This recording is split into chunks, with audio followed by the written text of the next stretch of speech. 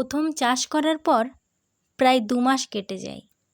এরপর হারুল ও সবুর আবার চাষ করার কথা ভাবে।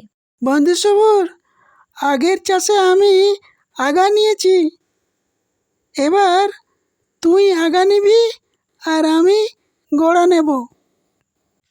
আচ্ছা, তাই হবে। তা কিছু ভেবেছিস? কি চাষ করবি? ভাবছি এবার কলা চাষ করলে কেমন হয়। এতে লাভ ভালো আছে। যেমন 6 টাকা পিস হলে এক কাঁদি কলার দাম 1800 টাকা, যদি কাঁদিতে 300 কলা থাকে। তাহলে তো আমরা অনেক টাকা পাবো। তাহলে আমরা কলা চাষই করি, কিন্তু আমি গোড়ার দিকটাই নেব। এরপর তারা কলা চাষ করতে শুরু করলো। এবারও তারা প্রচুর খাটুনি খাটে, অনেক কলা গাছ লাগায়। বন্ধু, আমরা তো অনেকগুলো কলা গাছ লাগালাম, তাহলে অনেক ফলন হবে।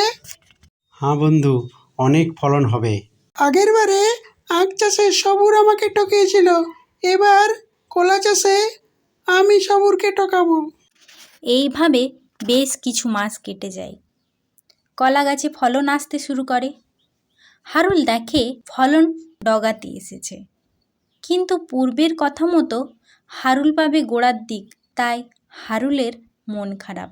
মনে মনে বলতে লাগলো, আমি সত্যি খুব বোকা, আমাকে পড়াশোনা করতে হবে। কি রে হারুল, কি হলো?